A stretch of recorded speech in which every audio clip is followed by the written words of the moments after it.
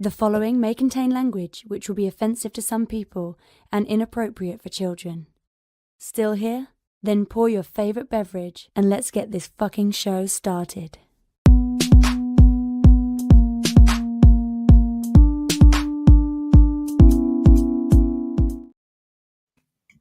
Fantastic Forum. Assemble. You're watching Fantastic Forum, the premier show about comic books and your live weekly conversation about entertainment and geek culture. We are the Fantastic Forum, coming to you live and direct from the Hall of F. Hope you're having a wonderful morning, afternoon, evening, or night, as the case may be, depending on where you are in the world. And if you're not, you should stick with us. We'll help you take it up a notch. You have the usual suspects in the building. First, he is our riddle inside of the enigma trapped in Chinese finger cuffs. You don't know him. You love him anyway. He's our silent assassin, Jay. Hey, what's up? Oh, wow. That's a neat trick. Next, he's the backbone, the pillar, the strength of Fantastic Forum, our nigh and vulnerable brawler and resident strongman, Moses Magnum. Hey. Indeed, indeed. As for myself, my name is Lawrence Young. They call me. No. Hit the wrong button. It's okay. It's okay. Shout out to Oz. I don't even know if Oz is supposed to. Oh! Speak of the devil, and he shall appear, ladies and gentlemen. He is our intrepid senior reporter, next in line for the cowl, our resident Dark Knight detective, Oz. Yeah, sorry guys, had to dig out some snow. There it is. Larry had to wipe the pussy off his face. That's why we're late. It's true. Oh, you guys are. So then I'm on time. All right, dude. I literally just said your name for the first time, and then you popped in. Before I could finish asking the question if Oz is going to be here today. We should have tell him that. Otherwise, he's going to do that every week. Oh, no, shovel snow for hours on end for no apparent goddamn reason. How many inches of snow did you get today? No, I'm still dealing from the weekend. I'm sorry. I have a big truck with a plow on it. I got stuck. Damn. Which is embarrassing because there's a plow right in front of my truck. And my truck's stuck in the snow. Should call Mr. Plow. They're like, why doesn't he know how to use the plow? That's fair, friend. Well, yes. Welcome to Fantastic Forum.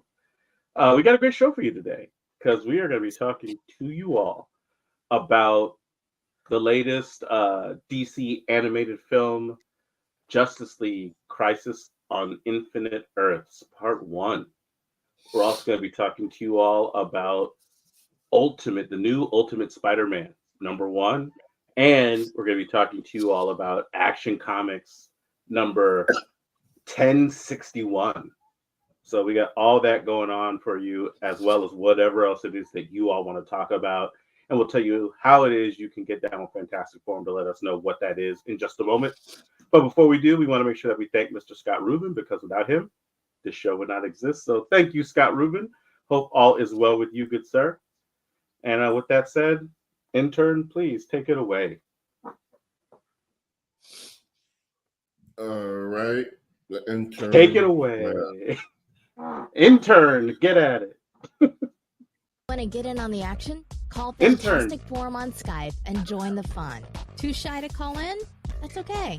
You can join the Discord chat room available at fantasticforum.live.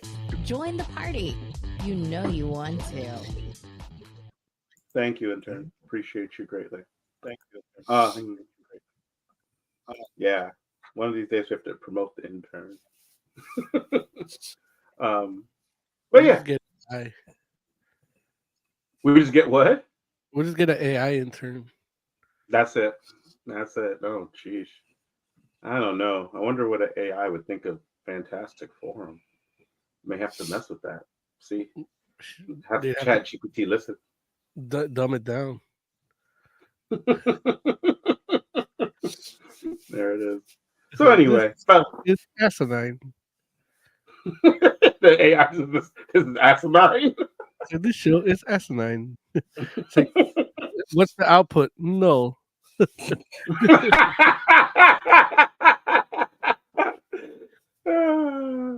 That's funny. So, fellas, how are y'all doing this week? Y'all feeling good? No. I No? got Jay sick from last week. So the shit I had last week, Jay got it. Somehow it goes through the The microphone. interweb? Oh, Yeah. jeez. Some kind So, of Jay- computer virus. Jay, you're actually sick? I don't know. I think it might be just allergies, hopefully. Hmm. Yeah, I gotta double check. Okay. Yeah, man. I have his I'm medicine right here. sorry. I thought that was like a Blair Witch. Like, Get some herbal tea in there, Jay. So jealous. Too funny. Too funny. Well, hey, that's fair, man. But look, I mean, you can't get hooked up at the hospital. No. Oh, well, like it's only like Tuesday or Wednesday.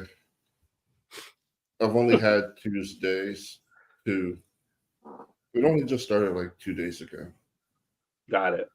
So probably Friday, Thursday or Friday, I'll check in with the doctor and make sure I'm not sick. Otherwise, I'll have to wear a mask when I go to the concert this weekend. Word. No, I mean, Okay. people go at their own risk. So you just go and have fun. Sneeze all you want. Dude, I'm actually planning on pre-gaming, so that mask isn't going to be on long. Yeah. Nice. What are you gonna go see? Bowen, they're a British dude, alternative kind of music. Yeah. Yeah, he's good. He's just celebrating the 10-year anniversary of Pale Machine, Okay. the big album that got big over here. Nice. So You know it's what's gonna having? be fun. You know what's having an anniversary too is Green Day's Dookie. That shit's Wow. it's like 40 years old or some shit right now. Can you believe that? Man, that is crazy to think about. Like, Yeah. that came out like before I was listening to white music, and so I would see it. I would see the album, and I'm like, Dookie. Why would anybody buy Dookie? Later, I come to find out, of course, that it's an amazing album. It's so many good songs out of it, and that cover, it's like it feels like it's a Mad Max, Mad Magazine fold-in cover. Like, Yeah. I actually tried folding it to see if it said something, but no, it's just a great album. That's crazy. 30 years. That's wild. Nah, I think it's like 40. No, wait. No, it can't be 40. It gotta be like it gotta be 30, yeah. Yeah. Yeah. So Yeah, because I remember when it came out and I was like 9 or 10. So yeah. Yeah. So that's wild. That's really wild. Whew, okay. Listen, I know we started late. I know we got a lot to cover. So should we just jump in, or do we have Let's jump other in. stuff? Okay. What should we start with, Jay? What do you have a banner for? I have banners for everything, but Action Comics is on the top. Let's do it. There it is. Jay went in alphabetical. No, Action Comics 1061, and we need a comic book review theme, right? Do I have that? Yeah. Drink his water. I do. He's better than us. Comic book Review. comic book Like review. well, not like that, but like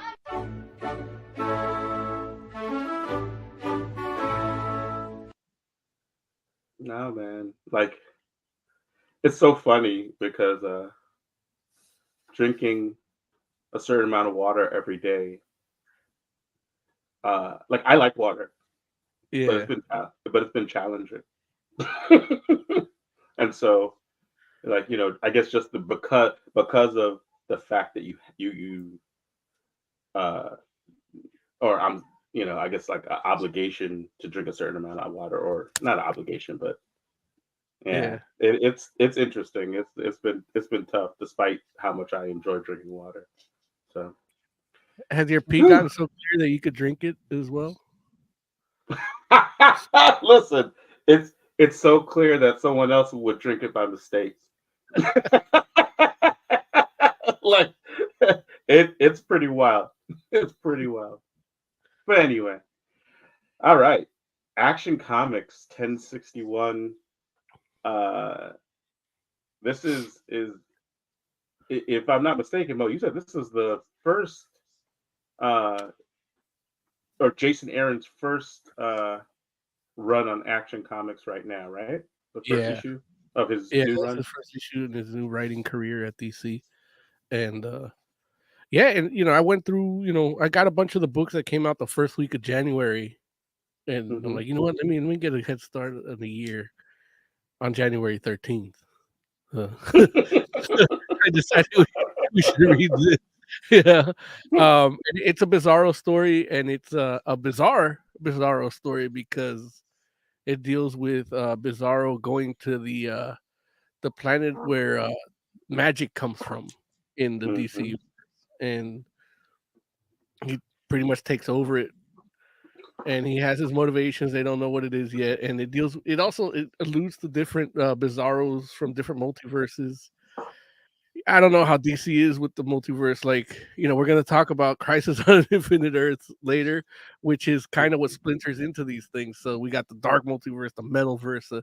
There's allusions in here to stuff from the dark metalverse or some shit. So it's And there's a it's a shout out to Gem little, World. it's not as easy a jumping on point as you would think in that respect, but it is a nice jumping on point for somebody that kind of knows those things exist a little bit, even if I don't understand them. Yeah, Hmm. and I love that cover. Like that cover looks so good. So I'm like, yeah, I'll be taking this. Thank you. Yeah, no, Uh, it is definitely a classic Superman cover. mhm. I Yeah. always felt like when I saw that it was Jason Aaron, I was like, this is a weird book for Jason Aaron to write, like, yeah. And I'm not like a Marvel Jason Aaron. I'm like Southern Bastards, like Mhm. Men of Wrath, like that's the Yeah, Jason Aaron I like. So that's what I yeah. know him for, and that's that's kind of where I'm like, Action Comics, Jason Aaron, you know, and yeah, I got right on the phone to Jay and said, Jay, back me up on this. We got to get him to IDW. So yeah, the news story came out today. Don't want to interrupt the review, but yeah, breaking news: Jason Aaron is the new writer for TMNT on IDW. So expect that in the next coming months. Yeah. That's fair. That's fair. So, And for Tiger Claw, we'll be able to review it since we don't have a 150 issue backlog to go through. Yeah. No. Jason Aaron's going to tie it directly into all those books, so you'll only be able to understand that for his first issue if you didn't read all of them. Yeah, Just I already said that was a no-go. So going back to Action Comics here, what was everyone's kind of initial impressions of this book? Like, First I was annoyed. Why were you annoyed at first? I don't like Bizarro. Like, out of Superman's Rogue Gallery, it's like he's like my least favorite, I think. And so I was annoyed that I had to read a Bizarro story. Then I was impressed that they did something that I haven't seen before with Bizarro, which was making magic his strength because it's a weakness for Superman. And then I was annoyed again because he kept talking, and that's always like a pain to read through. And then he You don't like did a backward Bizarro spell, and that was annoying to read. Yeah. And then it was okay because he started talking normal for a little bit. And then it just kind of, what is that emotion where you're like, oh, you're just doing what this other person did before? Because it's basically just doing what the Joker did with when he turned everyone into Jokers, but Bizarros. Yeah. And then I had an overall sense of amazement with the book because the art is phenomenal. Like, I didn't know Superman books had good art.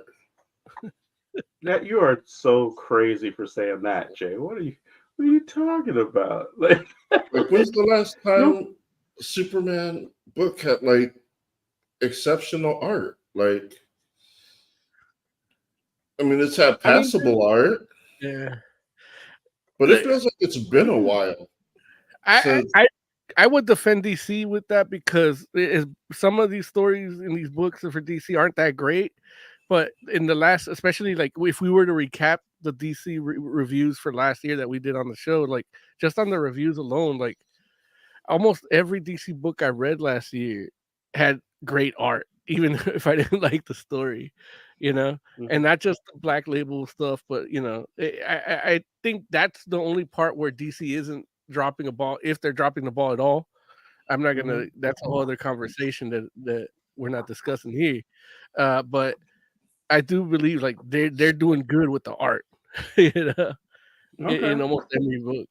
Every book I pick up, random book, I was looking at the Titans crossover thing, Jay, that the new Titans event, and I'm just looking at I'm just looking at the art because it's like I don't read those. I'm like, let me see the art on those. Is like every random book has amazing art. Yeah. Yeah. So I think DC, like, you know, it's just Superman has been weird because we had his son for a while, and so it's like maybe we didn't pay attention to those books as much, but though I thought it was okay too. The few issues I did check out. Okay. Yeah. I don't know, man. It's just weird to say, just because I mean, Action Comics is like a flagship book. Yeah. So it's like, I mean, it's not like there's been plenty of amazing people that have been like amazing artists that have drawn for Action Comics, and I'm not saying it's always like the best artists, you know, in the game on that book, but I mean, over the years, and that's the other part of it too, because it's like you know, like you're not talking about a book that's like, oh, you know, like let's put it like this: it's not even a book that's been around since like the 70s. It's not even a book that's been around since the 60s, right? Like Action Comics has been around since the 30s. They're right. It's like that's why it's 1061. Yeah. Right. Jay's like, I don't know about that Siegel guy. Those were the bad art. That's who Jay was talking about. No, but Jerry Siegel. He's like, I don't know. Every now and then you pick up a book and they'll have a new artist and they'll try to change the art style a little bit depending on the story, and it's not as good or it has some faults. But yeah, but I feel for me like and for DC, every random book I pick up has good art in it, you know. So that's just my experience. So okay, so Jay, you kind of fluctuated in regards to how much you were enjoying the book, depending, you know, what part you were in, but you overall the art you enjoyed. So got you. Yeah. Oz, was great. Oz, you get a chance to set your shovel down and read this book, or were you snowed in? Okay. I read it. What did you think? I kind of liked it. I stopped reading Action for a while because his kid was annoying. Mm-hmm. So that whole run, and even when I heard that they're bringing back real Superman, it's still it is weird. But I know I enjoyed this issue, but yeah, I have the same problems with Bizarro that Jay has. Like it's a it's just annoying trying to figure out what the hell he's trying to say. Just because it's not just that he's saying the opposite, but then the way he says it, like it's more nuanced sometimes. I did chuckle a little bit when he did the backward spell, but he still said, "Make Superman not understand me" or something like that. Mm-hmm. And then it worked the way it was supposed to. I Mm-hmm. wish he'd done that sooner.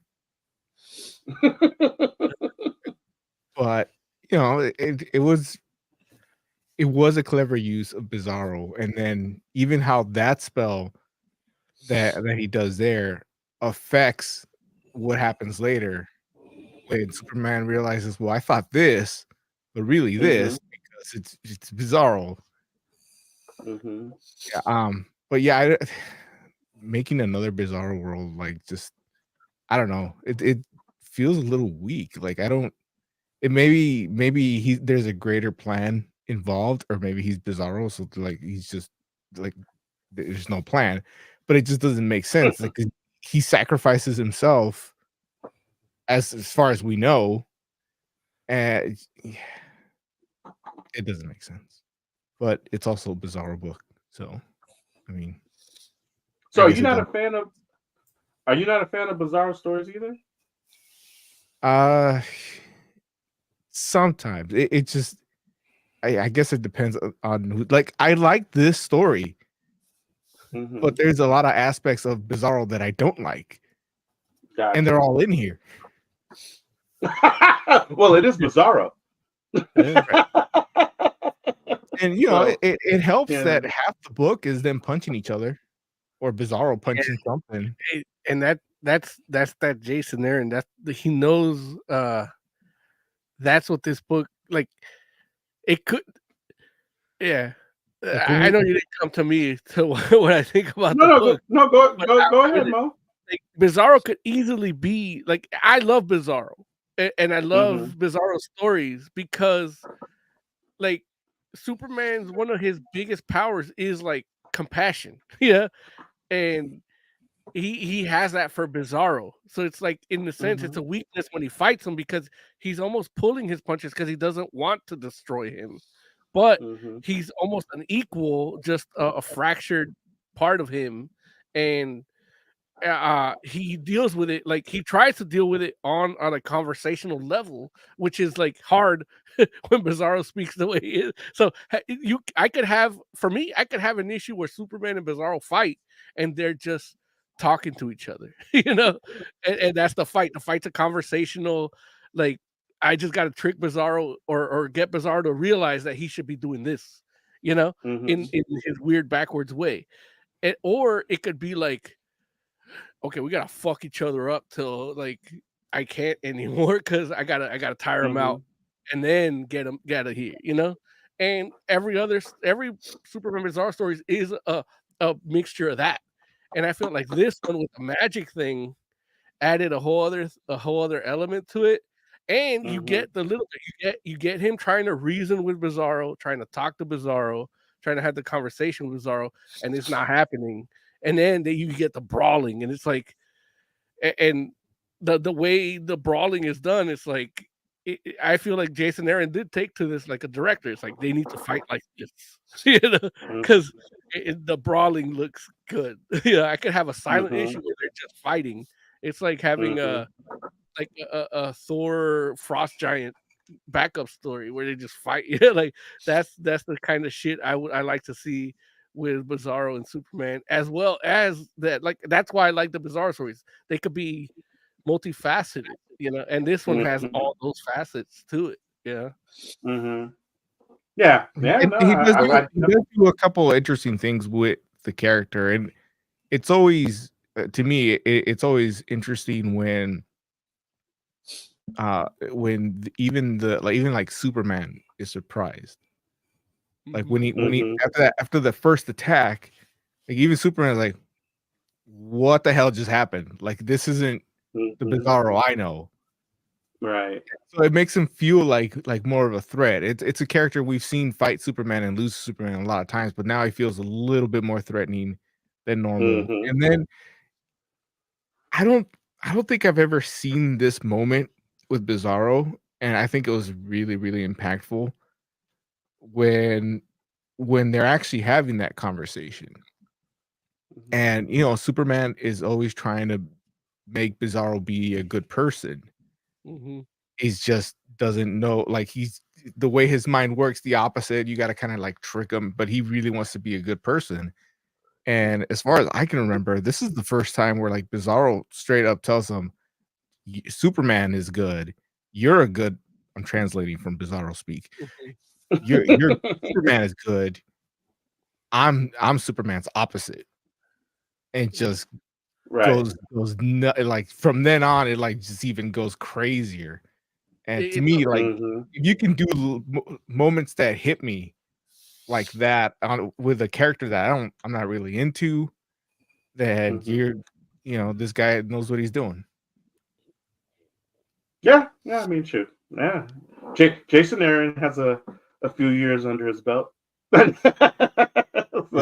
I agree. Up and coming whippersnapper. Right. It's like young upstart Jason Aaron. So, Jay, you sound like you were going to say something. Oh, okay. Can you see this picture? Yeah. I was gonna. Yeah, that's just. I know we talked about the art, but it's so good. We don't really show it. I didn't do pre-production because I'm sick. I didn't either because you're sick. John Tim's an Timms. amazing panel. Yeah, and I felt like I was gonna say I do really like when Superman got slapped to Venus. That did happen.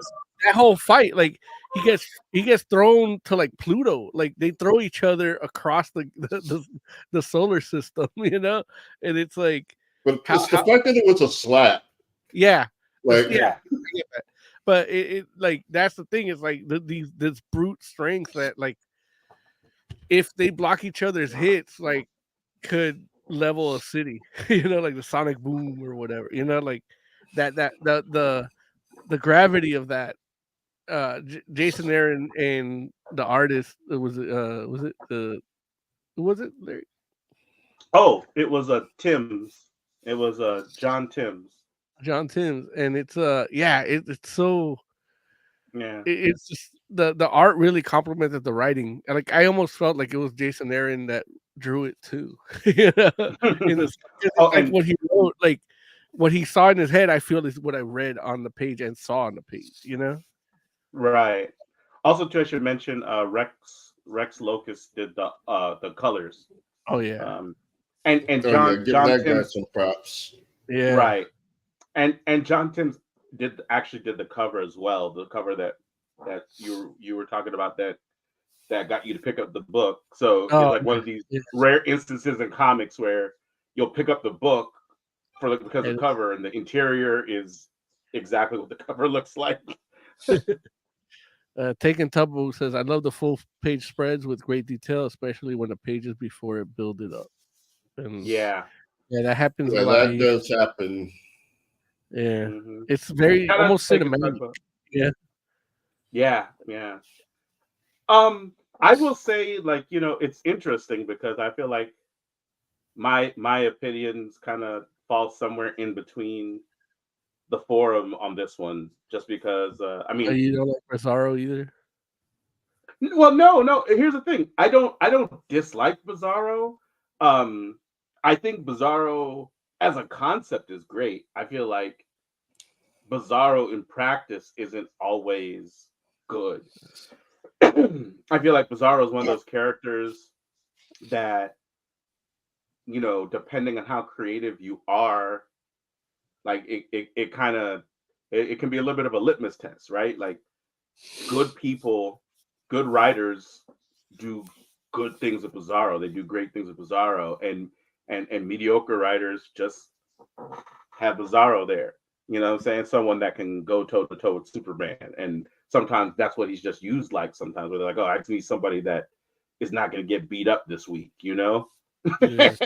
And Almost so Spitlick too, yeah. Like that's another wait, say it character. again? Like Mr. Mixel Spitlick, like that's that's like another character. Like some people just can do really great, and then somebody Right. can like not. Right. Yeah.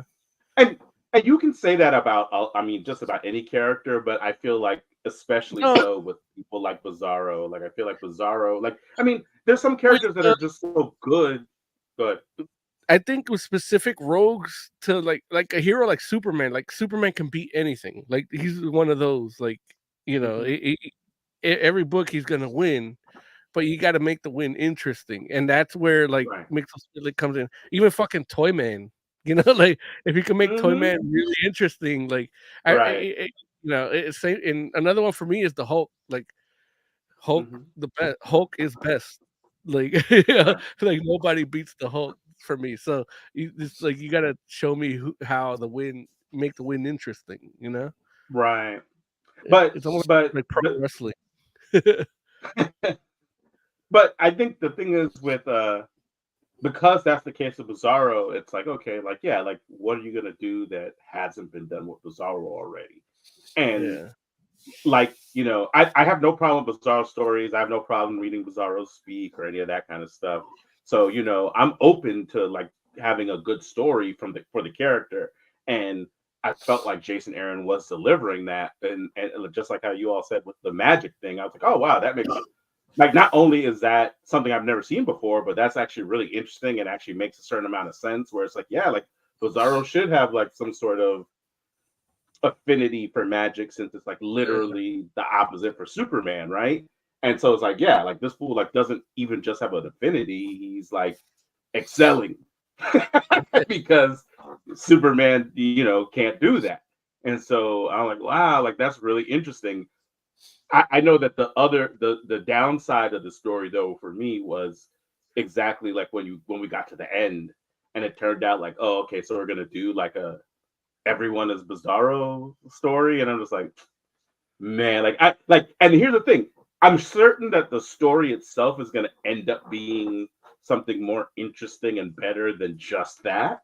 At least I'm hoping greatly that that's the case, but for it to end that way is kind of like, oh man, like you're right. Like we've seen that. Like if like honestly, I not only has that happened, of course, like with like Joker famously, but I feel like that's happened with like it feels like a tropish kind of thing that happens at this point in comics. Like you know, like whether it's like Venoms, you know what I'm saying, or Carnages, or you know, like symbiotes, or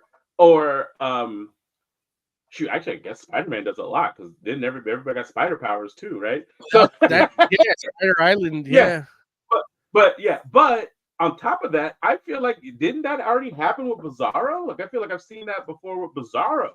So well, they made I'm just kind of for Bizarro, and that was the thing. But yeah, that's kind of what this book kind of references at the time it happened before, which is why I think. But you know, using the ending the way they did, I do feel like kind of.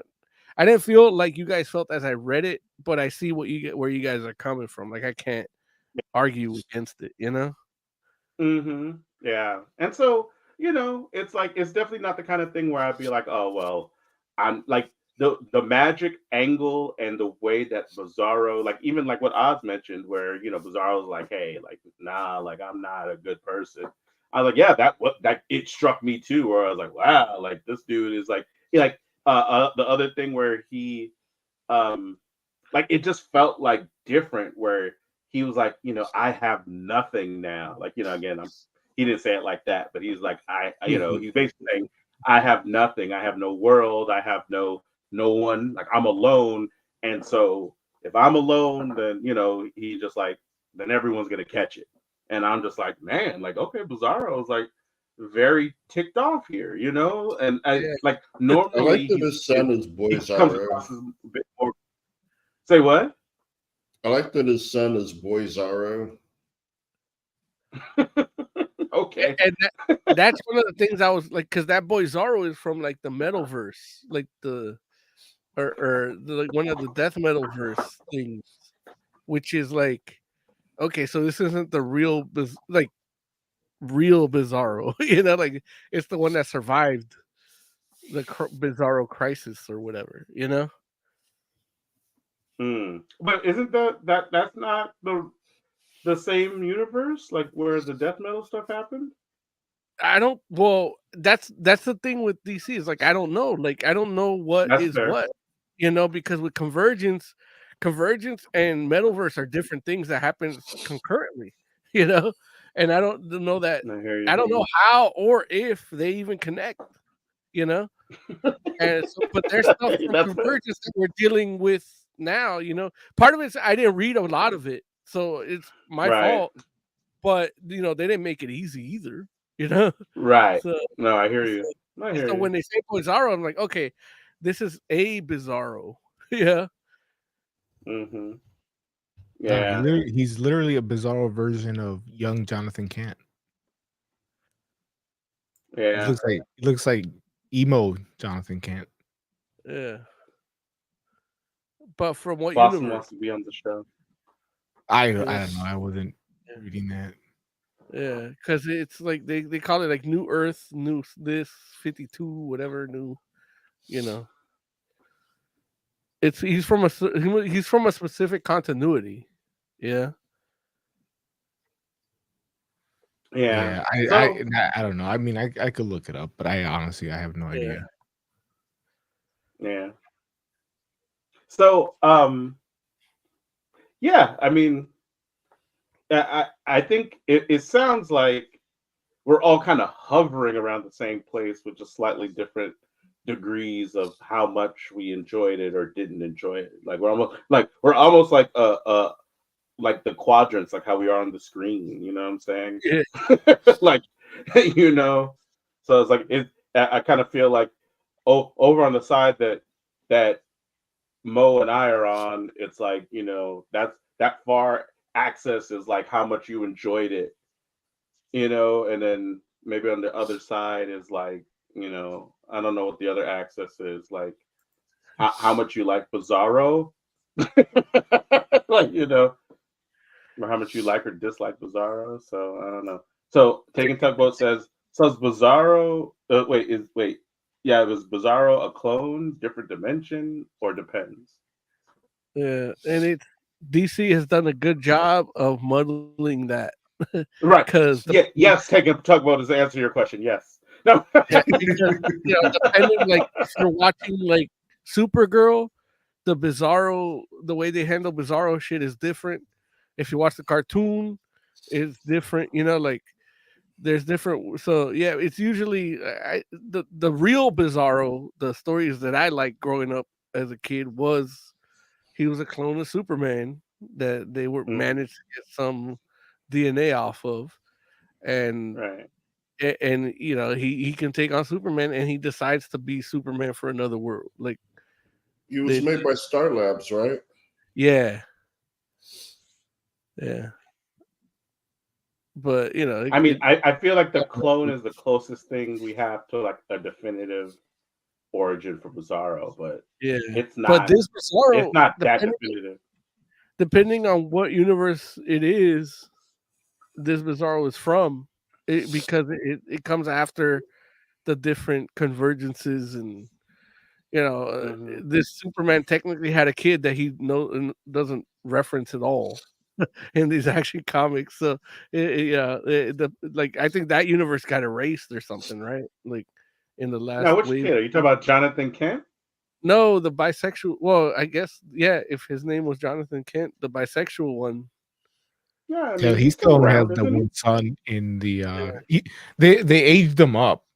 Okay. Yeah, I forget who it is. It might have been Taylor. That there's somebody that hates kids and aged them up.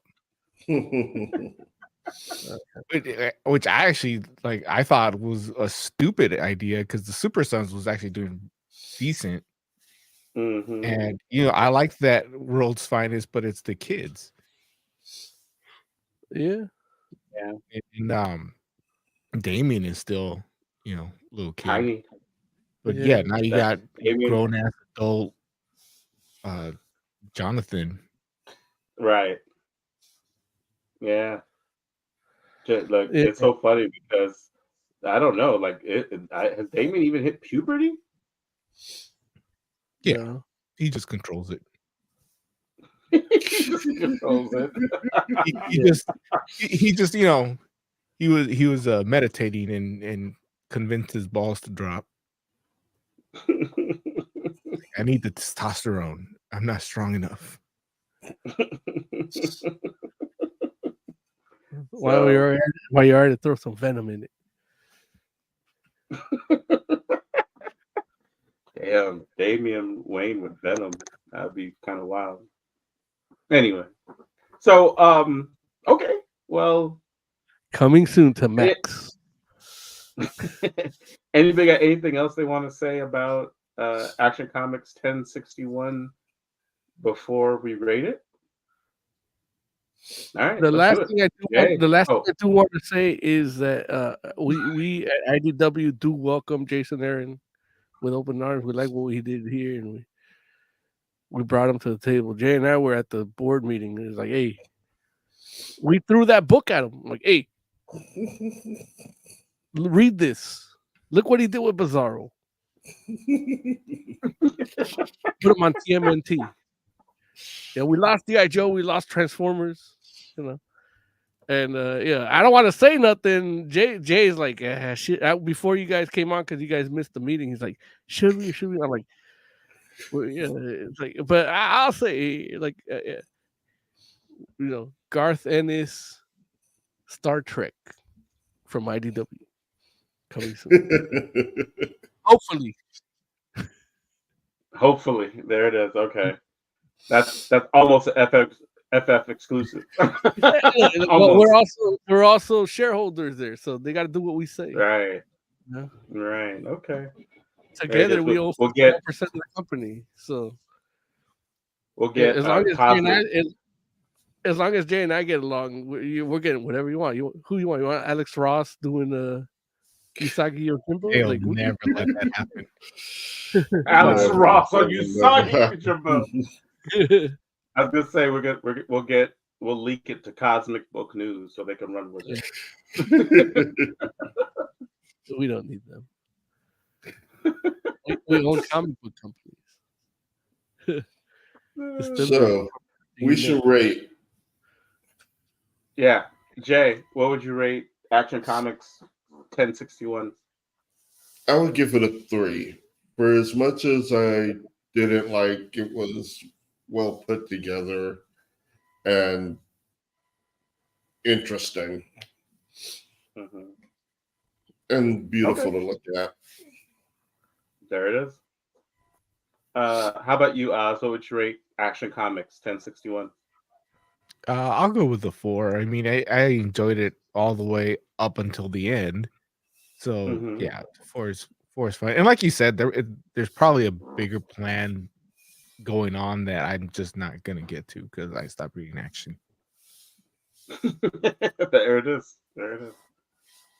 Moses Magnum, what would you rate Action Comics 1061? For me, it's a 4 as well. I didn't think about the ending the way you guys did in the moment, but now it's like, yeah, I see that. But I still think I think it's gonna pay out good. Like, I don't think unless it's DC editorial that's really the fucking problem. But I think Jason Aaron knows what he's doing here, and he's gonna be doing a lot of good work at TMNT from IDW. There it is. Yeah, I would rate it a 4 as well. Like, I feel like the book did some really good stuff, and unfortunately didn't quite stick the landing for me with the ending. But everything that came before was pretty well executed. Yeah, it'll be interesting. It'll be an interesting arc. So I very well may keep up with it and see what's in store for Bizarro. So, How cool. about in issue 2 we have Bizarro Shazam? That'd be interesting. Listen, I wouldn't put it past Jason Aaron either, because Jason Aaron, like his entire Avengers run was basically like, what if we combined this Avenger with that Avenger? Like, like that was the pretty much what it culminated into, and there were some great moments in that, but there were also others where it was just like, okay, like if we could just just tell some good stories, I was telling Jay before we get on there, like, oh yeah, Larry loves Jason Aaron. He likes all that weird shit he did with Avengers and X-Men and all this. And then here you go, proving me right. Well, no, I mean that's like it had its ups and it had its downs. I mean, he definitely, in my opinion, his X-Men stuff was definitely better stuff than this last Avengers stuff. But like Jason Aaron's the person that gave you Loki Avenger Prime, so which is probably the direction that the MCU is going to end up taking Loki. So, but we'll see. 2 out of 5. There it is. There it is. All right, let's talk about some Ultimate Spider-Man. Ultimate Spider-Man #1. I think I might have read the wrong book. I think I read Ultimate Peter Parker #1. Oh, I don't know. I don't know what that is, Joe. What's Ultimate Peter Parker? Well, he saw this cover. That's not what he saw in this cover. He didn't see in the book, right? Yeah. Oh, you're dumb. You're dumb. That's wait. Okay, I got you now. I got you. So Jay, then, like, since you got opinions, tell the people, what it is that Ultimate Spider-Man #1 is all about. So it's about Uncle Ben and J. Jonah. They quit the Daily Planet and they're deciding to start their own news thing where they can tell their version of the truth, which is basically they're going to do their best to not lie. And Peter's there, and there's kind of this memorial service for all the, like, Tony Stark got framed for a terrorist attack, and so they're doing a memorial service to remember all those taken. And it turns out that a mysterious shadow group stopped all the superheroes from existing, and Tony Stark is trying to get them to exist again so that they can kind of run the world free of the Shadow Organization. And Peter Parker decides that he wants to get bitten by a spider. Okay. Look, I love how you just busted out or started off with, like, so, J. Jonah Jameson and Uncle Ben quit at the That gets Bugle. more page time than Spider-Man does. Yeah. Well, but what I'm saying is, you didn't even be like, okay, in this world, Uncle Ben's alive. Like, I mean, it's Ultimate Universe. You should expect minor changes. Okay. Well, like Aunt May died though. Aunt May, yeah, it's unfortunate. But she died in the terror attack. But that's the thing. Part of that whole attack is it's like her death has significance in that world, whether he's Spider-Man or not. And then on top of that, like that weight, and then him having to check in on Uncle Ben, he's always had to check in on Aunt May. But him checking in on Uncle Ben's a little different because he's a man. Like Uncle Ben's gonna go to work, and it's like, it's a weird thing. Like I think I want Spider-Man fan fiction where he never gets a spider. you just want Peter Parker, friggin' attorney reporter at large, attorney at law. I'm not gonna lie. Like when May grabbed the spider, like I really just wanted her to get the powers. Yeah. Yeah. That's not even the May Parker you like. No, And, but no, dude, renew your vows, Jay. Renew your vows. So There you good. go. okay. It's so good.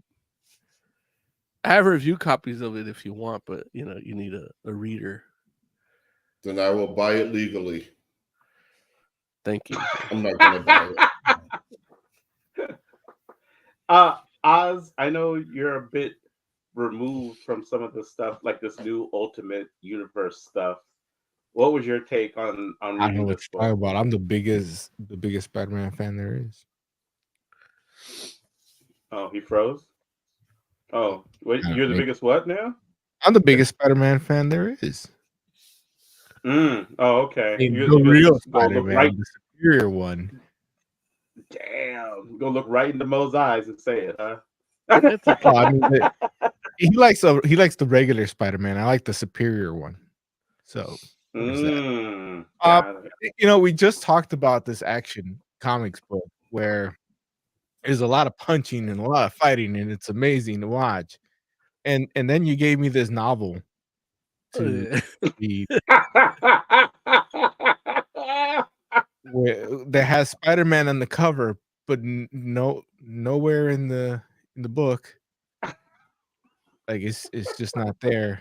Yeah, they go through a lot of pages of just blah blah blah blah blah. I don't care. Do something. And then like the last 2 pages where you see how they psyched you out. Like he's like, oh, he was out all night, had a rough night. And you think, oh, he was doing Spider-Man stuff. Nope. He's making sure Uncle Ben wasn't like in a coma at a bar or something with Jay Jonah. I don't know what he was doing. But he wasn't doing Spider-Man shit. He was being a family man. Yeah. I don't mean like he needs to lose those kids. They need to Frank Castle those kids. Not me. Why does Richard get to die? Like why not me? Well, I mean, I'm not attached to Richard. Like, hey, he likes female spider people. I do like female spider people. Look, once Peter Parker like actually gets his powers, he can make another daughter. You'll get May too. You get it's just not the same. Well, those kids will have the power. Their DNA would be changed. But I mean, the May that you want to let live won't get the powers because he didn't have the powers when he had her. That's what I'm saying. Like the new one would have the powers. Like yeah, the new one would be a lot more like what you're used to, Jay. That's the beauty of this comic because this is not what we're used to. I'm hoping she gets the Miles Morales spider. Damn. So as you were a bit underwhelmed by the amount of action in this book. I was a little bored. I always talk about I'm not too into the slice of life books, and this is like it's like half a pie of life. And then they sprinkle in a little bit of intrigue. Like with the Tony Stark thing, there's a little bit of okay, so something happened. This is an alternate timeline, which we knew ahead of time because it's Ultimate. I thought he was gonna get killed and Miles Morales would show up and be like, "Hey, I'm the Ultimate one." You know, I didn't enjoy this. That's fair. Now, Moses, you know, Hey. you are arguably one of the biggest Spider-Man fans we know. The second biggest Spider-Man fan. So, what was your take? I blame the boss. You know, I loved it. Like, I'll read this without pictures. Like when he said novel, man, novel of this shit. Like I could get that once a year. I'm down for this. Like I love Spider-Man, but I love the man in Spider-Man. Like I love him juggling his life and everything. And here, he doesn't even have that yet. Like he doesn't have to juggle it, and he's still juggling it with his like just regular dude shit, like taking care of his family, Right. and taking care of his direct family and the family that raised them, like make sure they're good. He works together with, you know, I, I'm just happy they didn't make it into a blog.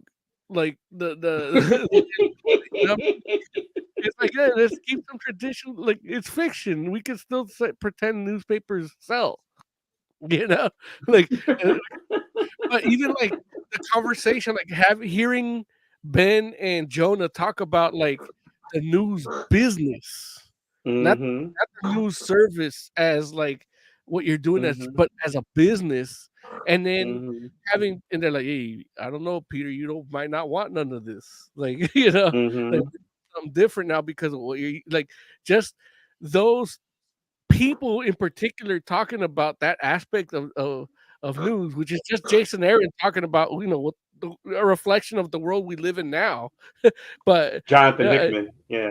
yeah, taken into a way that's palatable like this, it was amazing.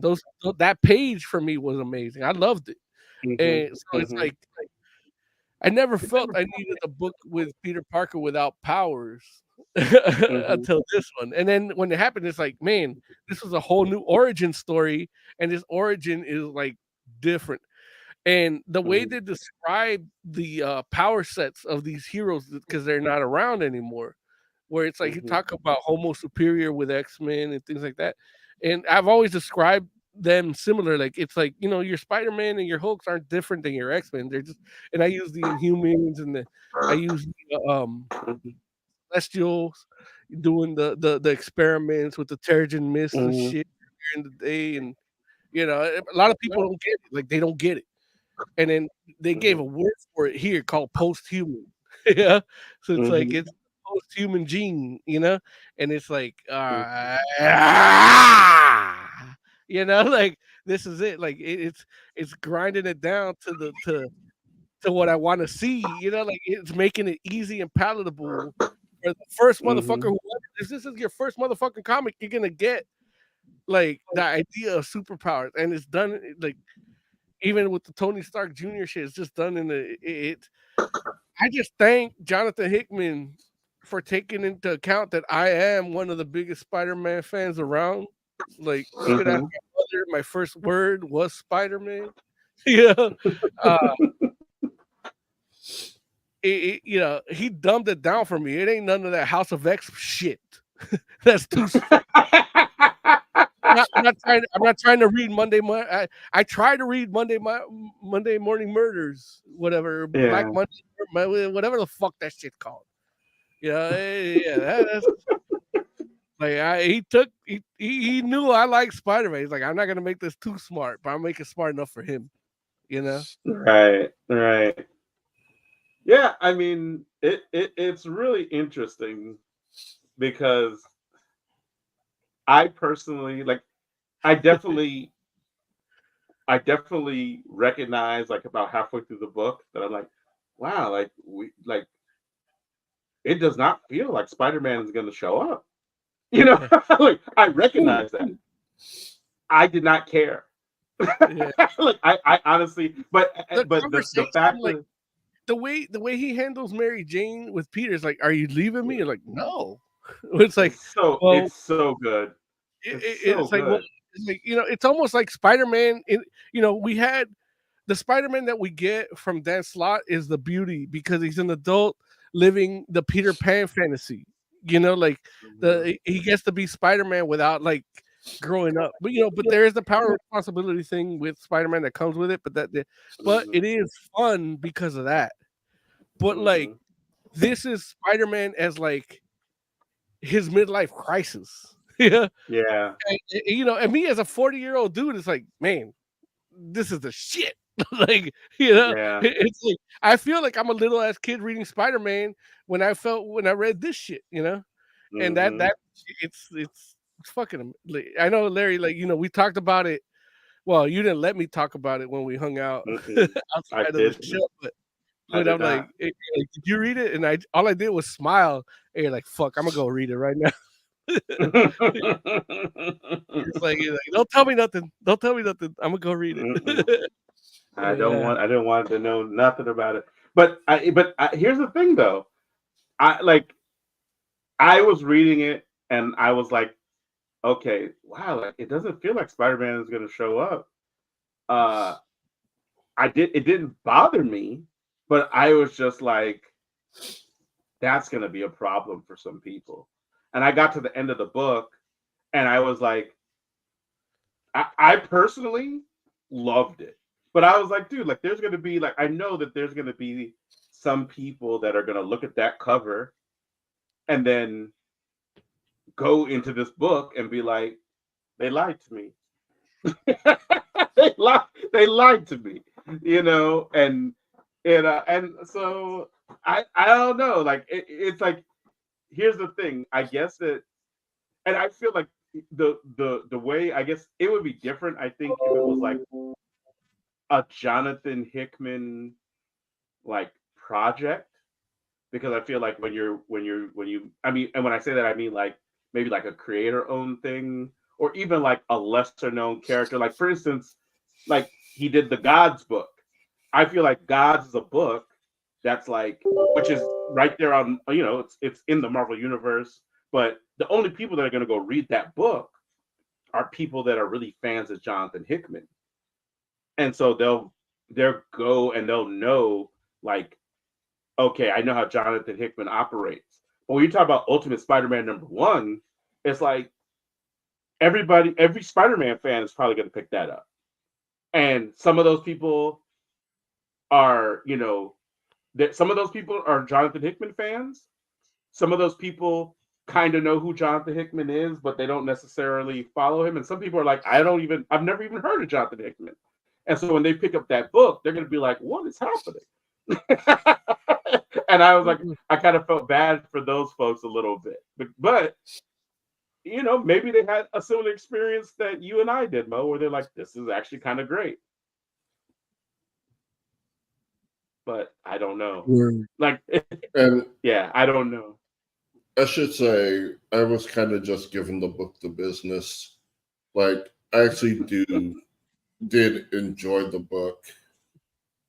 But I couldn't help, like, you know. Right. But that's a very valid experience, I think, where it's just like somebody just being like, where is the Spider-Man? Where is the Spider-Man? You know, but yeah, so yeah, like I will say this too, man, Jonathan Hickman writes some amazing conversations, and it's like this is something like his dialogue has always been really cool and interesting to me. But what I can say is, you know, I've gotten so used to his dialogue being like between like people that are like everybody is like the smartest guy in the room. You know, it's like literally like a god having a conversation with like a 9th level intellect, you know, or something like that. And so it's like that's like where all his conversations kind of hung out. That it was really cool to just be like, no, these are just like it was slice of life. It's like what happens when regular people have conversations and Jonathan Hickman decides to write it. And I was like, dude, like the conversation that like you mentioned with between him and Mary Jane, like even the stuff not before the end, but even just the back and forth stuff, just a little like husband wife stuff, him trying to get out the door and that kind of stuff. I was like, oh man, this is like really cool. Like them with their kids and like, oh, you're taking the kids home? Like, yeah, you know. And it was like it just felt very natural and pretty awesome. And I was like, man, this is cool. Like I'm really enjoying this. And it's like when she said, "Go get him, Tiger," in this book, that felt to me like that little word bubble, you know, just knowing the history and everything, and but it felt like the Bizarro getting the burst of magic, like that panel, that one page, like that's what it felt like to me. And he's like, "Fuck it, I'm gonna do it," you know. And it's for the greater good. Like it is his destiny, and he just hasn't been able to follow it for so long. And yeah, I'm really interested to see where this series goes, and I just, it's almost like this is my favorite Spider-Man right now. Like because I've also Oh been wow. I've been reading Renew Your Vows, and that I Mhm. really love that because it's the family man. Like he's an older Spider-Man with the kids, and like Mhm. they do the thing with like the raft in like New Avengers where there's a breakout, and they're Mhm. trying to recruit him into the Avengers and all that, but the first person that like Spider-Man worries about is Venom. Like he knows who he is. Mhm. He's been locked up for so many years, and he's coming after his family. And Mhm. family didn't know they had powers until Venom came and fucked with them. and, and Mhm. and that becomes a whole other thing. But it's a different take on like the Spider-Man that would have like that Spider-Man during Civil War would have been different than what we got in 616. Because he Right. Right. had a kid, so they replay the events of like the early like that Bendis run of Avengers through Mhm. Spider-Man's eyes in Renew Your Vows, and it's like it plays a little different. Like when Tony Stark's like, "You Right. sure you want?" It's like, "Look, my identity, my secret identity is all I got," But then it's like the first Mhm. villain he fights knows his secret identity, so he needs Jarvis to like shoot him with fire or whatever. Yeah, Yeah. yeah. So So that kind of put me into this one. Like it just put me in a good mood for this one. It's like these adult Spider-Man stories are, and I said that for a while too. Like even with like the MCU Spider-Man, it's like, can we just see like an adult one? Like I want to see like a real Rome. somebody that actually like cares about consequences, And Mm. we finally got that in the third one, But it's like Mhm. you have to learn the hard way, yeah. Uh, Yeah. Yeah. eh, So Osman, like obviously you would have liked to have seen more Spider-Man, but was there anything from the book that, anything that stood out for you that you did like actually enjoy for a reading experience, or was it just too much? I think because it's towards the beginning before you realize there's no Spider-Man in it, and yeah, him talking to Mary Jane, like especially that conversation where like she knows he's going through some shit, and I guess that's later on in the book.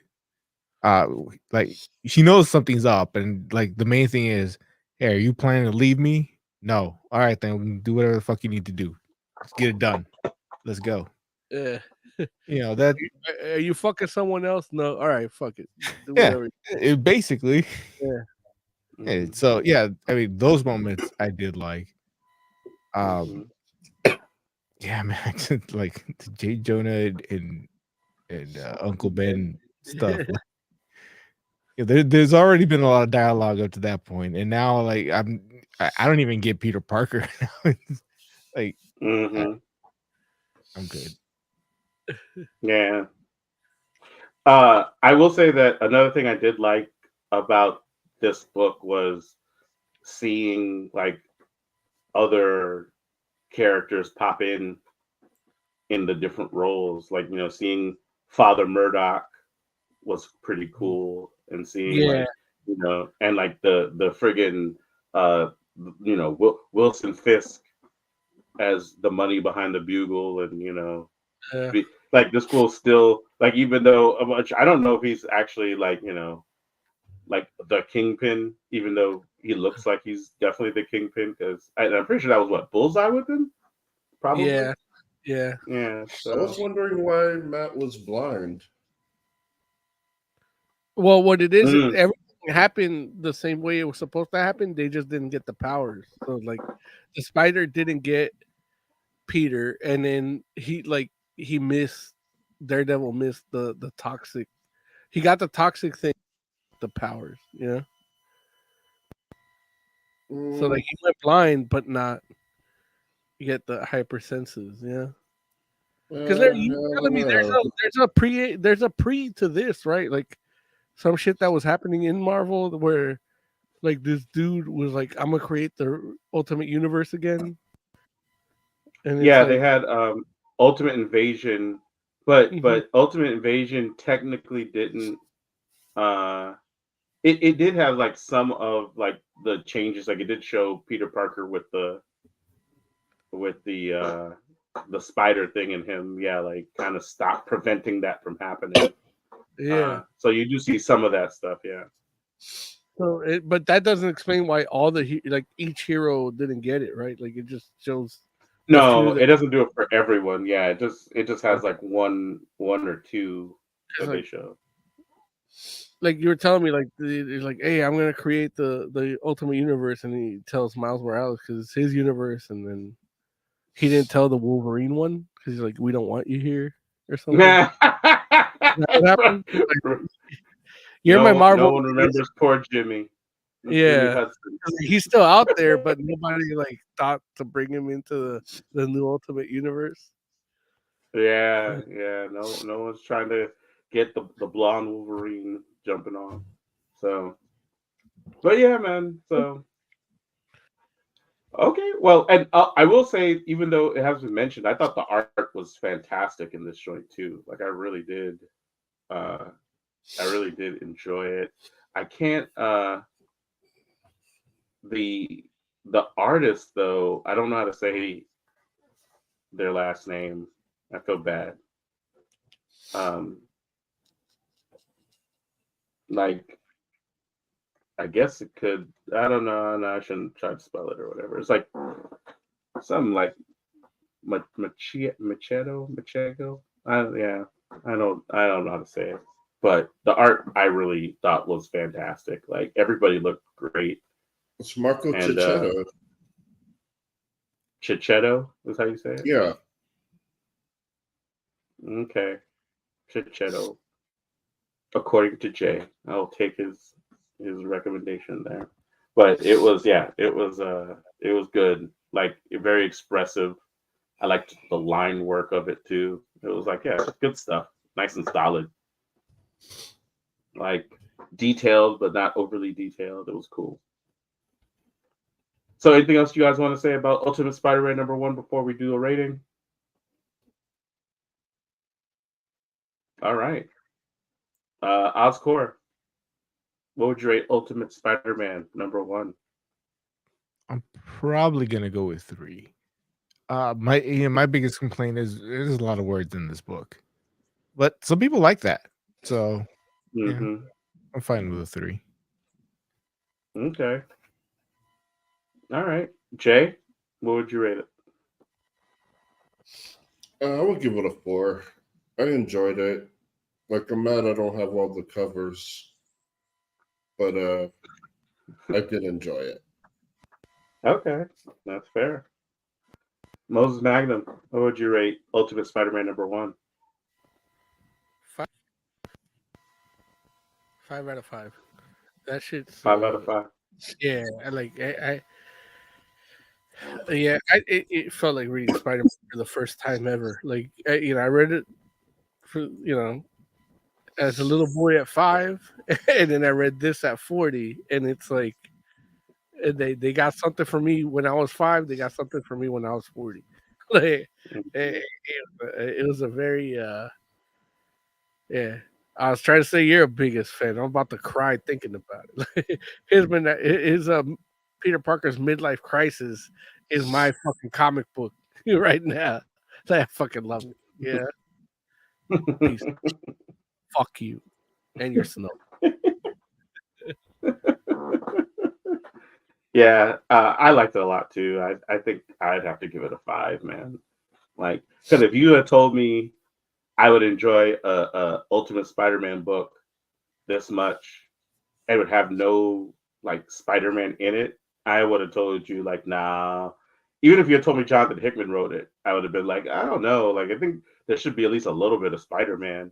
But I would have been wrong. You don't need it. Yeah. Oh man. Okay. Well, yeah, I guess we should go on and do some Justice League Crisis on Infinite Earths Part 1. I don't have the movie music. Me neither. No. Oh, you don't have comic book theater? Nah. Oh wait, I thought we did. Let me see here. Yeah, it might be in there. But, I could be wrong. Oz, you have comic book theater? More money. Open.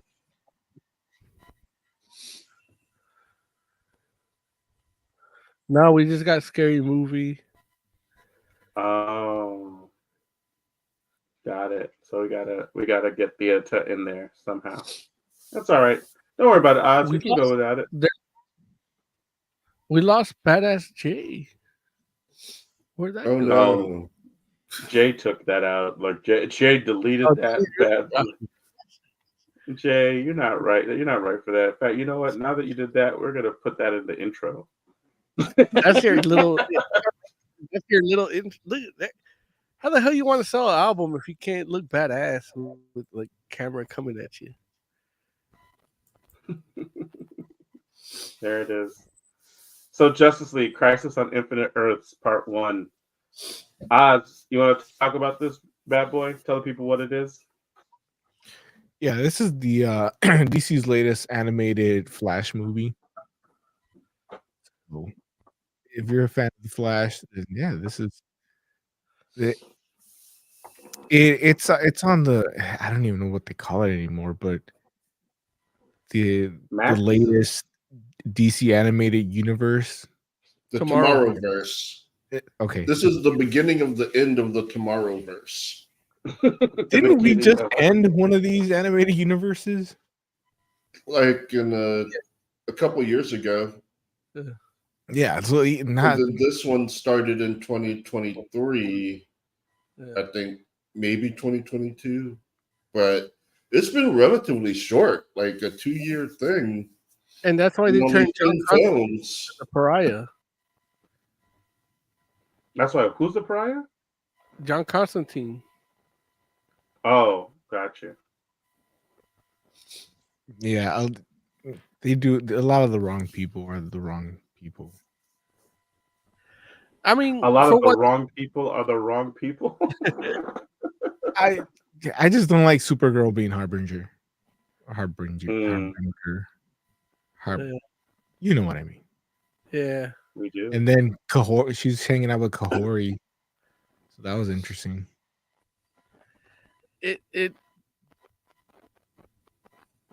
Well, you're gonna do the resume, you're gonna do the synopsis, or what? Like that's it. That's it. It's a Flash movie. They call it Crisis on Infinite Earth, but it's not like the actual Crisis on Infinite Earth story. But, I mean, you gotta like tell, like I'm a oh fuck, like you gotta tell somebody like me, like, hey, this if you it has the same font, but it is a reimagining of Crisis on Infinite Earths with this new movie universe, Tomorrowverse. So it feels, surprisingly for being that, it does feel like the comic a little bit. Like it actually does feel like that some of those people they brought in, like the Blue Beetle, like big classic ass costume.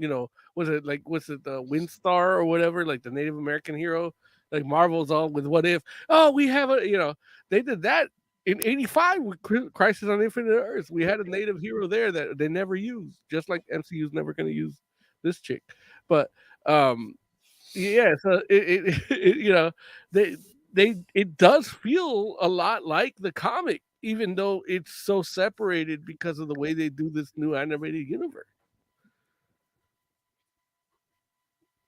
The end. Welcome to my TED Talk. Look, I guess Oz does not agree. What do you say, Jay? It feels more like you say the comic. I felt more like an animated series, especially since like the first half of it is in Amazo. In Amazo is the villain story with a little bit of background that kind of leads into the Crisis. And I thought when they deal with the Mazo, because it's actually called Part 1. Yeah. Okay, they're gonna deal with the Mazo, and then they're gonna end it with a cliffhanger for Crisis. But no, they finished the Mazo stuff halfway through, and now they start getting into Crisis. They bring in the Monitor and the heroes, and they start coming up with a plan. Like worlds are already dying. Well, we wanted you to recap it. This is what we wanted you to say. Yeah. Spoilers.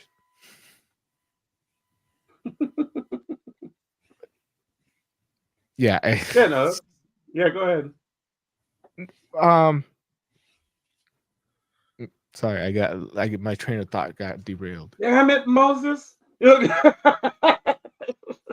just saying, like it's there's virtues and detriments to this. Like, just give me a synopsis. Yeah. But so it actually feels like two different stories. One finishing and kind of leading into the next one, but overall, and that's the reason I call it a Flash movie, is Flash is the main character of the story. I mean, other characters of Justice Leaguers show up and they do their thing, but this is totally a Flash movie. It's basically a retelling of his entire life, and I don't know, man. I had some like I shed a tear in some moments. And not just the obvious one, the Flash and Iris stuff, because we'll get into that a little bit later. That's heavily spoilery. But there's a lot of stuff going on in there, and the way their relationship is, and the way a lot like what you were saying with Peter Parker earlier, like Barry Allen, the family man, and the loving husband, because I guess I don't have any kids in this one. But what really was more impactful to me was the Amazo story, because just like how we said with Bizarro, like I've seen them fight Amazo a lot of times. Like it's been done over and over again, and it was kind of like in that similar vein in this one. But the way they resolved that with Ivo, like, man, I felt something in that moment that I shouldn't be feeling in an Amazo story. Oh, no, like, right. Let alone an animated feature. That's when I say, like, this feels a lot like the comic in spirit. A lot. It's in spirit because it does. Like I'm like, fuck, this just feels like reading this shit again. And it bring in these otherworldly characters to try to do they create essentially a Justice League, a multiversal Justice League, and I'm like, dude, why haven't MCU's fucking up? Like, they could have been doing this. Like, this could have been this next phase, like the build up to a multiversal Avengers, and then DC's fucking up because they didn't think of this shit only in animated, So, but yeah, it's this one. I was surprised how much I enjoyed it. I can't say that it's good because it's just more how much I enjoyed it as a comic fan. Like, this feels like the comic, even though it's within this Tomorrowverse stuff. Like this tomorrow, and then they did the callback to the that weird Anthro universe where Bruce Wayne was stuck in the like Conan world, and it's like they call back to that, and I'm like, yeah, I knew it that was gonna come back. Yeah. Wait, what is that from again? Because I didn't remember. What is that Well, from? we reviewed the film. Like, what was it, Jay? What was it? Warworld, where like Batman was stuck in a. They were all stuck in a simulation, and the Flash broke into one of those simulations and talked to Batman, and told him, "You gotta be careful. You gotta do this." And then so they showed that in this movie. Like it's just recycled footage because it's animated, so they animated it already there. They just showed it again, and it's like, when that happened, I'm like, what the fuck is this happening for? and then it happened again. I'm like, I knew it, like that shit's tight. Like that's the way it worked in the comics, where like Joker is fighting Batman, and out of nowhere, like the Flash comes and is like, you gotta do it, man. You gotta, it's the Nightmare, like the thing that Snyder tried to do in one of the, it was Batman versus Superman, or Justice League or whatever. Like Mhm. they did it here too. Like they still paid homage to that part in the comics. Yeah. Mhm. And when it happened in the comics, he was like fighting the Joker, and it's like the Joker's like, "What the fuck's happening here?" Like the Flash just showed up. He goes, "Stay in Central City, fuck," and then but Flash is just talking to Batman. You gotta get ready for what's happening, and it's like right before the crisis, and then here, you saw it happen too. So it's like I'm ready for the second part. Like I enjoy this. I approve. Okay, cool. Yeah. Cool. What do you think, Jay? I thought it was good. Like, I didn't really know what to expect because I never read Crisis on Infinite Earths. The only thing I did, I watched the Crisis on Two Earths, but this is nothing like that. Right. And yeah, I thought it was interesting. Like, we're following Flash. His time has become disjointed, so it's different points in his life.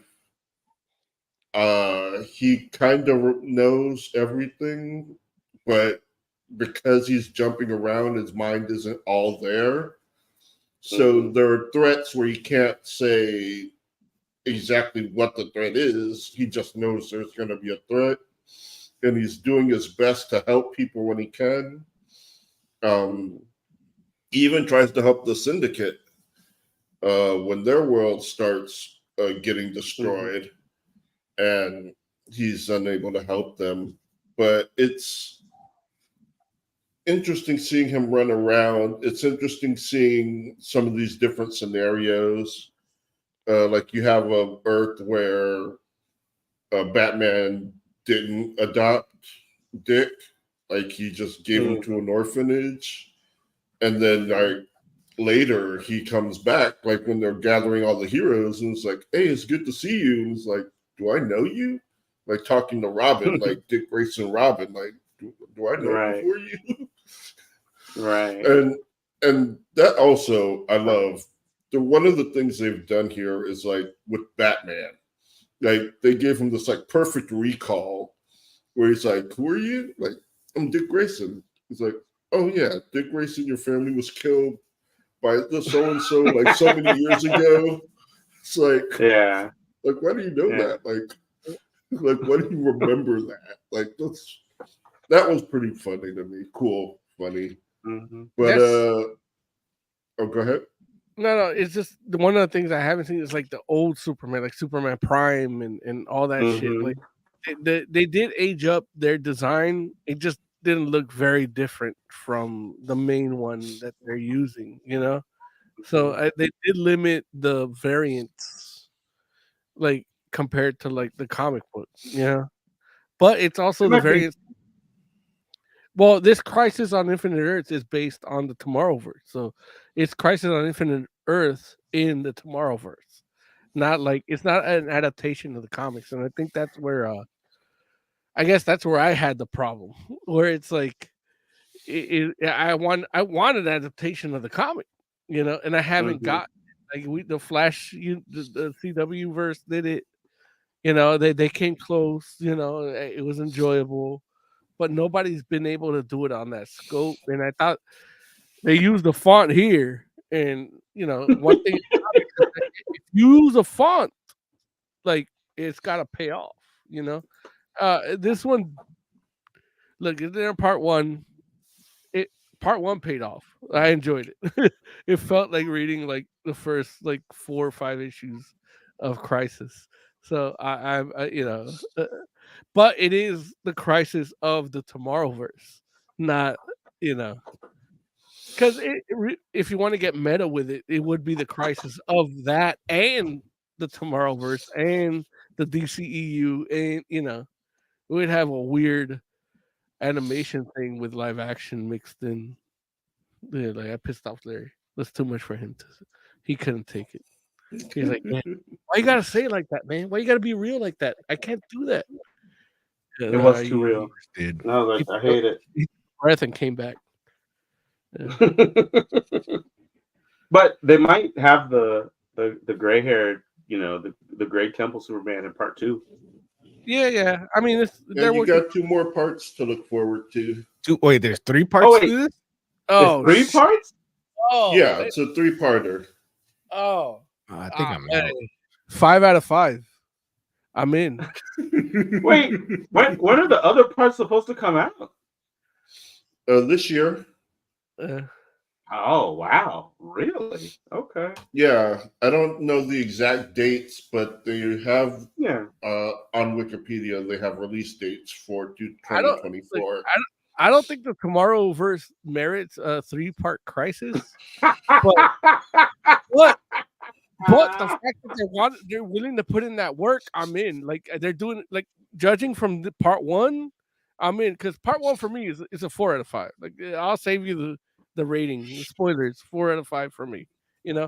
I enjoyed it, and even with the differences from the comic, it's the Tomorrowverse Crisis on Infinite Earths. I don't think any other thing they've done with Crisis is in animated or even TV shows has come as close to being as good as this one. The CW one, I mean, as good as it was, they didn't bring the Doom Patrol in. They didn't bring they showed them as Easter eggs. Everything was Easter eggs. Here, like we literally got some of the heroes that we never see. Like that Blue Beetle, like in this was fucking tight. And it's like that's straight, that shit's straight from the comic. Like you didn't have to be like the comic, but you're supposed to be like the comic. And this is your part 1, and you got 3 coming in. Hey, 5 out of 5, 15 for all the other 2. I will say that was a scene I particularly enjoyed, where they're talking about who's here and why they're here. Like the monitors, like they're looking around. It's like, okay, we're the smart ones. Like, why is everyone else here? Who's doing what? And he's like, yeah, you guys are here to think of the solution, and these guys are here to carry it out. And that was just an fun scene for me. And a lot of those characters they used were from like the original Crisis too. So it just felt familiar enough, and but they're doing their Crisis. Like it's clear it's their Crisis. But okay. You, as long as you know me, once they say their Crisis, I'm out. Yeah. So, but the way this played out, it's like, oh, it's their Crisis. Like I'm in on their Crisis. Yeah. Why do you think they decided to use Supergirl as Harbinger? Anybody have any thoughts on that? To get Brainiac 5. Oh yeah, probably. To get Brainiac 5, like because of like her connection. Yeah, to the connection. When they talk to the future and Brainiac 5, that's the connection. Was Supergirl in the movie? Was Gotcha. Okay, because of I remember. Okay. That okay, I can. I don't remember them boning, but that could have happened. Well, it's implied. Yeah. In the original Crisis, it's like her death, like, was one of the catalysts, right? So it's like they have to use her. This unit, the Tomorrowverse, hasn't had her in any like real form that makes impact until this. Yeah. No, she had They had the Legion of Superheroes. Yeah, remember? Yeah, but that, I mean, she was like literally the main focus of that whole thing. All right. Yeah. But okay, no, I didn't. I had forgotten that though, and that makes sense. And yeah, and that was kind of sad when like those fools started like erasing. It was just like, oh, I Oh, was the like, damn, Thanos snap. Yeah. talk about bittersweet, you know? It's like, oh, yeah. So, and I think it was sadder when when it happens to the Flash, because like you kind of expected that to happen. which part? The When the Flash snaps out, Mhm. does the Ash thing, because I mean, like he stopped time to save the multiverse, Mhm. but him saving the multiverse, like it feels like it would have changed the timeline, like that old Flash wouldn't exist anymore. Mhm. So I might just be thinking about it completely wrong, but No. when I saw what he did, I knew that he wasn't gonna make it. Like I didn't expect him to go like that exactly. Right. But yeah, I knew he wasn't gonna make it. He can't make it. There's got to be a younger Barry Allen Flash that has will survive. And it's just plus, it's into yeah.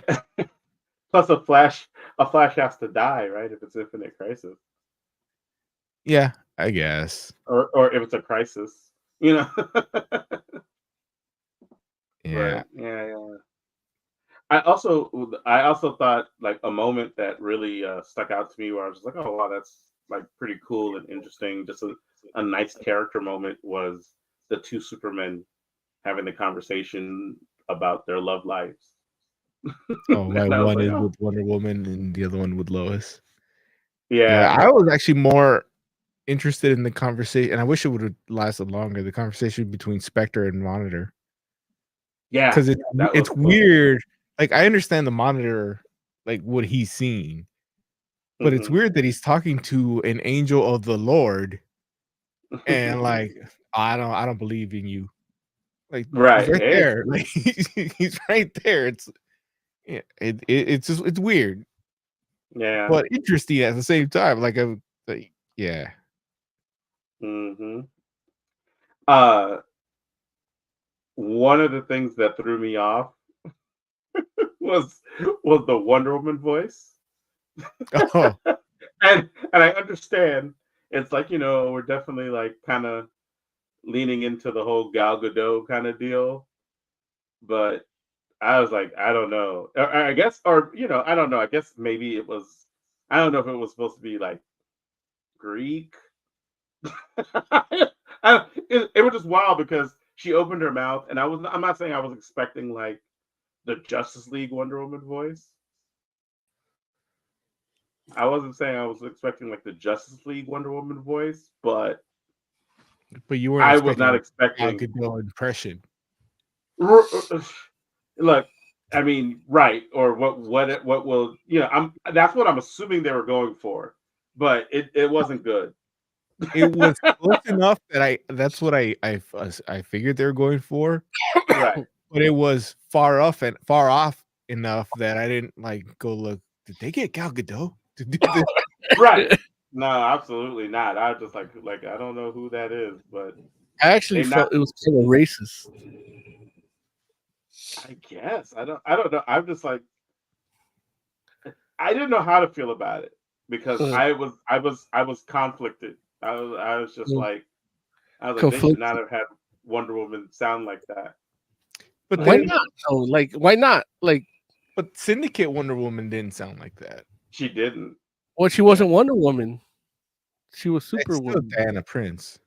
I think it's the No, it's same not. voice. I think it was the same voice actor But for it's all not. of them. She's not. Superwoman's not like an Amazon. It's the same person though. No, Yeah. it's the same person, but it's not like the character doesn't come from the same place. Doesn't she? In Earth 3, I don't think so. No. from Earth 3. I thought she did actually. I thought it was, huh? The Bronx. The Bronx. No, Brooklyn. yeah, I think Earth 3, like, she's not even like an Amazon. She's just like a powerful, like, super woman being, like, not like a metahuman. Yeah. Oh, that's interesting. Only from like the Grant Morrison, like, Earth 3 book that came out in 2000 something, 1999. You know. Yeah, But yeah. I don't know how canon that is either. Although the Right. designs, like, if you look at like the original Crisis and look at Earth 3 in the original Crisis, those are the designs. Like, he did a story based on those characters, you know. So and that's what I'm taking it from. But with all these convergences and shit, we don't know what it is. All the nightmares. Yeah, the nightmares. Right. Yeah, she's supposed to still be an Amazon. She just leaves early on. Oh, early on, okay. Before she got her Gal Gadot accent. Yeah. Well, it drops eventually. No, well, that other like that Superwoman compared to the Wonder Woman is like that Wonder Woman lived in the Themyscira for a good chunk of her life. Got it. Hundreds of years. Yeah. So if it's early on, then it's different. You know, she's gonna have a different accent. Yeah, and I'm just looking up a fan page, so I can't tell you how long she was on the island or anything like that. It also says her name is Lois. Yeah. You're shaming the show. I mean, it's the goddamn crime syndicate. Nobody cares.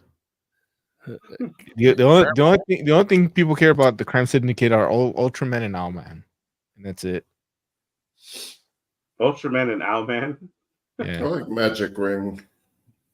Or Power Ring. Power Ring. Yeah. And they made him black in this movie. Yeah, they did. Not sure what they're trying to say. Mm-hmm. And then I like how Hal Jordan's like, man, fuck you. I got a team already. Right. Right. So Green Lantern Corps, bitches. I'm out. It's like, what like, that fool sure did just cameo, huh? Yeah, it's Nathan Fillion's under contract. He didn't even join the Amazo fight, did he? No. There's no power to absorb. It literally asked him, like, we need to save the universe. And he's like, oh, I'm the guardian of the universe. I have a team that does that. I don't need another team. So, all right, cool. Well, listen. Anybody got anything else they want to say about part 1 of Justice League Crisis on Infinite Earths? Okay, let's do some ratings. Mo, we'll start with you since you rated already. Remind the people. Again, this is my favorite one out of all these movies in this universe. It's a short universe. Pariah, yeah. Like, when they talk about God, like, I get angry in it. So that knocks it down half a point. Ding, ding, ding. Twist. It's not 5 out of 5. It's 4.5 out of 5. So yeah. Spectre comes out at the end. It's like, I am God's wrath, and they're like, what? You know, God. Hey, we were talking about that. How the Monitor is like, I seen some shit. I don't believe in you. But yeah.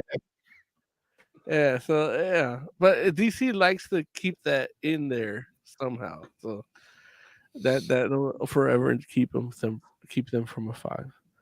But yeah.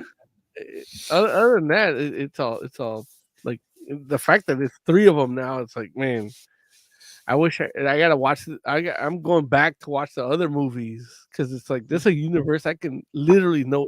I could be the Uatu of this universe. So it's so short and it has an ending, and I'm down with the ending. So, and I can't change anything of it. So yeah, you did not watch all of the first season of What If, right? I missed 2 episodes, the last 2. Okay. Yeah. Yeah, you should watch those. It's like I'm I- just saying because I have heard you talk about the MCU messing up, and it's like you should no, watch but those. when season 1 came out was when they were doing good stuff. I'm just saying, like you were saying that MCU was lacking. They could have done this, that, and the other, and I'm like, Yeah, you no, should they are finish. lacking. You should finish watching What If. They- Well, They're lacking in the last 2 years. You know, the What If season 1 came out like 4 or 3 years ago, so they're safe. They're good. 5 out of Okay. 5. Okay. Yeah. But I'm talking about your Quantumanias, your Echoes, yeah, like Yeah. your what is it, Loki's. Yeah. Okay. That's what I'm talking about. Miss Marvel. Gotcha. Yeah. Oscore, what would you rate Justice League Crisis on Infinite Earth Part 1? 4.5. I don't like that I have to keep guessing like who's playing what role. That's a like I said, Supergirl being Harbinger and Constantine being Pariah. Mm-hmm. And like at first I thought it was Dr. Fate. Mm-hmm. So yeah. It's still really good. Like it is also of the Tomorrowverse. It's probably my favorite one also. Mm-hmm. And I'll watch the second one for sure. And does it make you like the other Tomorrowverse stuff? no. Okay. Me neither. But I don't think I hated any of the Tomorrowverse. World was probably like the weakest. Yeah. But I like some of the I don't mind a cowboyed out Wonder Woman. Jay, That one, when Batman, The Long Halloween was actually pretty good. that's part of the Tomorrowverse too? Yeah. I need you to make me a timeline. I might start watching. By the time we get part 3, I'll be done. Okay. I think the other 2 parts are supposed to come out all this year, right? They're not waiting that long. That's Yeah. what Jay said. Yeah, they're already shot, but they're coming out. So Jay, In what would you rate? droves. Oh, go ahead. What would you rate? Yeah, go ahead. I would give it a 4. I did enjoy it. My expectations, I wasn't sure what to expect, but it gave me a good movie, and I did like it. Okay. That's fair. Yeah, I think I'd give it a 4.5 out of 5 myself. I liked it a lot. It was just a good time. Interesting premises, like interesting little twists, and I do feel like it did kind of invoke the spirit of the comic, but definitely made it definitely was its own thing without a question. So I did not know there was going to be 3 parts. I just assumed it was going to be part 1 and 2, but I'm down. Let's ride. So cool. All right. Real quick, Mm-hmm. the Tomorrowverse, if you don't know or if you wanted to know, basically consists of Superman, Man of Tomorrow, Justice Society, World War II, Batman, The Long Halloween, Green Lantern, Beware My Power, Legion of Superheroes, Justice League War World, and Justice League Crisis on Infinite Earths. Wasn't there something in before World? Oh, but no, that was another movie, but not part of the Tomorrowverse. Right. Got Not it. part of the Tomorrowverse. I think Got you're it. thinking of Justice League Ruby. No, I'm definitely not thinking about that. It was the Gotham by Gaslight or whatever. No, that's not Tomorrowverse either. Right. Yeah. And I still hate Lovecraft because I haven't watched it yet. Yeah. I hate Lovecraft too. Don't hate him. But I did watch it. He's a product of his time. That doesn't mean anything. Yeah. Don't hate him. Okay. Oh my gosh. Jay, I need you to love him. Please love Lovecraft, Jay. I don't know if that's gonna happen. No. Like, there are too many people that I like that are. You don't want to be terrible. fatalistic. Leave the world open to potential. I want you to love him. Jay already has reached his quota for bastards that he enjoys too much. Yes, Yeah. off the list. Love Lovecraft, Jay. I just found out my third favorite music artist is like a homophobe. I'm like, Right. damn it. There's room for Lovecraft. There's no room for Lovecraft. There's room for. There might be a little room. There is. Every time you say the blacks, there's. I haven't said that in like since last year. Yeah, but we're 3 weeks That's in. 2 weeks ago. 2 weeks ago. In 4 weeks, you haven't said that. I get it. Love Lovecraft. Please. Don't hate Lovecraft. We'll see. Please, Jay. We got 9 minutes. I can do this for 9 minutes. oh no, you can't. Oh no, you can't. Love Lovecraft, Jay. Let's get out of here. Don't play Cthulhu. some final thoughts. Yeah. Goddamn. We should get out of Jay. here. Love Lovecraft. Oh man, I think he's trying to friggin' hypnotize you, Jay. Lovecraft writes you.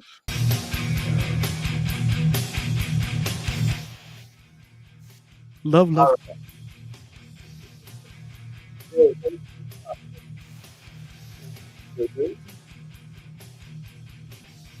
Say what? What'd you Jay, say? love. Oh, I said, give me some final You said thoughts. love Lovecraft. Yeah, I don't know that I have anything. Yeah, I don't think I have anything. I hope everyone out there is doing okay. Yeah, just do okay. I hope they're all doing okay. Sounds good. Oscor, final thoughts. Like, subscribe, all that. I got plenty of videos coming up, I'm working on. So Nice. yeah, get the bell notification and whatever, all that stuff. Most Magnum, final thoughts. Some guy on YouTube thinks Oz's last video was January's video. But if he actually watched it, he told you when it was like technically should have been July's video or something, or September. It was like a 3 month from when they sell it to Yeah. when they ship it. Yeah, so yeah, if he watches the video, I appreciate the comment, but watch the video too, at least for 30 seconds. It'll tell you all you need to know. And Jay, love Lovecraft. Love. It's okay. I think I went to the comic book store and I did buy the full 3 volumes of the Sumerian, the unofficial Conan, Robert E. Howard adaptations into comic books. Those things are fucking amazing. And yeah, when you talk about, if you were to tell me what you read in prose, The Black Coast, and what I saw in the art, it made those black people look like chimps. So that's how true that comic book series is to the source material. So check it out. I mean, I love Conan, and I don't like that. I heard it too. But it's still, those comics are so great. Like I'm sure they are. 2 days after MLK Day. Damn. Hey, you had your day. We still can't get a. Damn, you hear this fool? Wow. There's no Mexican person day. Oh my god. I will say, There's no Latinx American person day anywhere in any country. What are you It's talking like the about? days we have aren't federal holidays. Like they're just days. You know, Amazon. Like Cesar Chavez Day Yeah. is just a day. It's not actually a federal holiday. Well, he doesn't even have a day, really. He does. It's on like on a Wednesday. That's still a day. Why is that Not not for a me. day? I gotta work. I got this to do on Wednesdays. Like I'm not And- gonna get this up for Cesar Chavez. I don't care how many boxing wins he had. MLK is a national holiday too. They just not everyone recognizes it, right? Like, No, I mean I don't get off for Cesar Chavez Day. I was talking about Martin Luther King Day. Yeah, King Day is a federal holiday, Yeah, Yeah. but Cesar Chavez Day is not. We don't got nothing. We got nothing. Cinco de Mayo is not a federal holiday. It's not. You know. Look, white people get to drink at work that day. That's the only thing. White people drink all the time. Like Yeah. they can't stop drinking. Well, look, that's what the natives, right? The fire water. So, So, Lawrence, yes. send us off.